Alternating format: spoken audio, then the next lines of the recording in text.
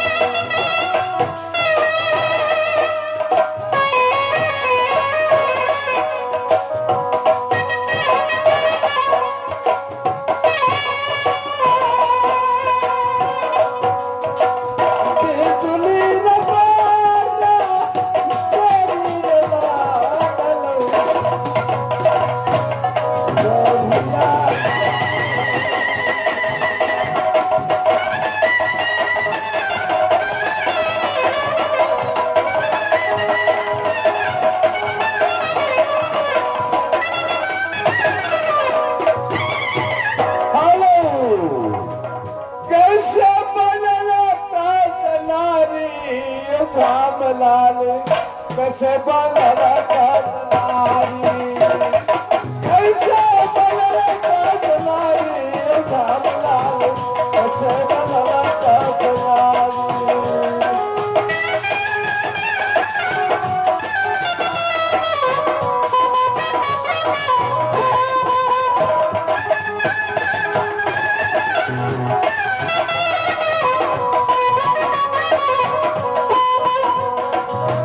अब कहे हो तो सबका बना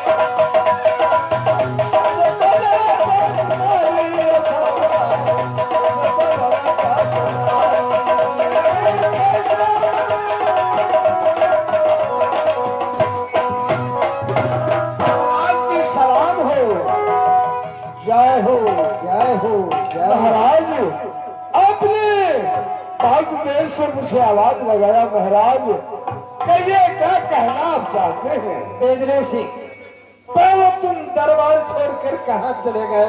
महाराज पहले कुर्सी उठा कर ले आओ। क्यों नहीं महाराज? कृपया ध्यान देंगे। महाराज की जय हो। बैठिए महाराज। और क्या पूछना चाहते हैं आप? इस राज की समाचार पूछ सकते हैं महाराज। बेजले सिंह, पहले बताओ, जो मेरे दरबार में 1600 मंत्री नित्य इकट्ठा, लेकिन जब मैं दरबार में आते दरबार सुना सुना ही दिखाई देता है। महाराज लोग दरबार छोड़कर कहाँ चले जाते होंगे? महाराज 1400 राज सोना सिंह की सोनापुर राज पड़ता है महाराज। मंत्री लोगों की हर गेट हर पहरे पे देते हैं महाराज। और मैं कुछ छनबीन के लिए पिछले गेट पे चले गए थे महाराज। बाकी सारे राज की समाचार और हर मंत्री लोग सुखमयी है महाराज। ऐसा ही होना चाहिए। क्यों नहीं महाराज? कैसे है? अपने सुंदरपुर राज का सारा समाचार अच्छा। क्यों नहीं महाराज? कहते हैं ऐसा ही होना चाहिए। कहे हैं जिसे रात में करता दुखारी, उस राजा का राजा नर्क अधिकारी। क्यों नहीं महाराज? इसलिए बेजले से अपने राज में कोई पर्दा दुखी नहीं रहना चाहिए, यही मैं सुनना चाहते थे। ठीक है बेजले से, लेकिन एक बात का चिंता हमें हर वक्त लगे रहता है। ऐसी क्या बात है महाराज जो आपसे मुंह से छिप छिप करके बोल रहे हैं? महाराज यह बात आप खुल करके बताइए महाराज। ऐसी क्या मुसीबत आपको दिल्ली सिंह के रहते हुए सुंदरपुर राज में पड़ गया है? आप किया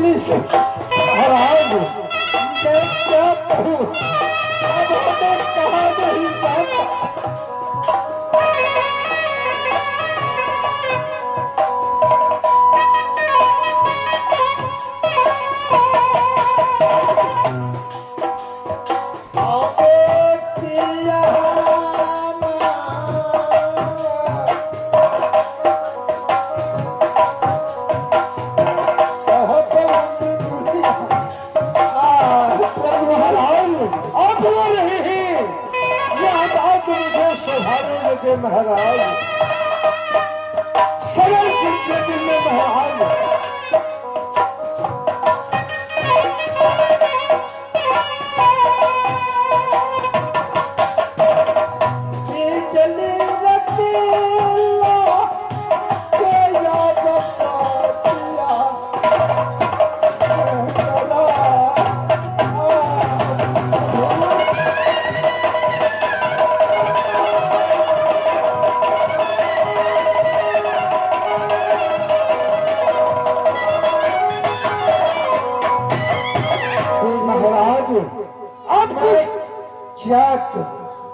हमें कहा नहीं जाता।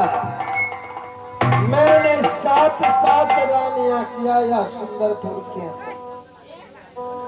पर परमात्मा ने न मुझसे क्या गलती हो चुकी जो अभी तक यह राज सुंदरपुर में 7 रानियां रहते हुए न एक पुत्र न पुत्री दिया, यह पुत्र और पोत्री बिना यह राज सुंदरपुर अंधेरा अंधेरा ही दिखाई दे रहा। अब हमें कुछ समझ में नहीं आ रहा है, तो अब मैं क्या करूं?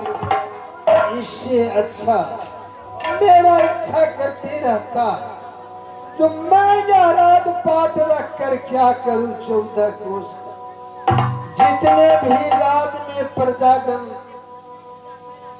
अपने रात में प्रजागण लोग हैं उनमें बांट दे, जितने भी साधु संत आते हैं उसमें अपने संपत्ति को दान कर दे और किसी जंगल की ओर चले जाए। मैं जंगल चले जाऊं, कई बाघ सिंह गुजरेंगे, हमें भक्षण कर लेगा, इस दुनिया से हमें मुक्ति मिल जाएगा। महाराज अब मुझे दिल नहीं करता है जो ये सुंदरपुर का राज मैं करूं। यह कुदरत की माया है महाराज, सबर कीजिए दिल में। न जाने समय और वक्त किसी को नहीं देखा है, न किसी को साथ हुआ है महाराज। सबर कीजिए, यह प्रभु की माया है। प्रभु जो चाहे वही हो सकता है महाराज। कौन गया घर में बिजुलिया,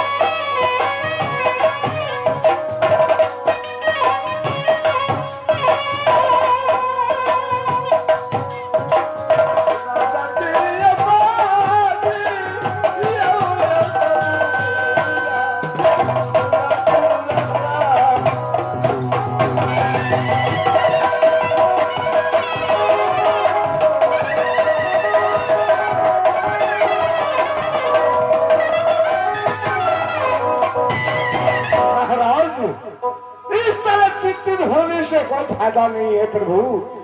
आप 14 कोस राज सुंदरपुर के राजा कहलाते हैं। यह ईश्वर की देन है, ना किसी इंसान ना किसी मानस की देन है। प्रभु का मजा है। अगर प्रभु की दया होगा तो यह सुंदरपुर राज हरा भरा होगा महाराज। ठीक है, आपने 6 रानी कर चुके हैं, 7वां रानी करने के यह बिजली सिंह का बिजली से कहिए महाराज। अब मेरा दिल करते रहता तो चलो जंगल की ओर जाकर देखते हैं, घूमते फिरते हैं और कुछ शिकार करते हैं। और तुम ऐसा करो, बड़ी महारानी और छोटी महारानी को भी साथ बुला कर ले आओ। क्यों नहीं महाराज, दोनों से भी चाल ले लेते हैं। जैसे आपकी आज्ञा हो और उसके महाराज। बाद चलेंगे, दोनों शिकार खेल लेंगे। ठीक है महाराज, जज आबे चालिया बे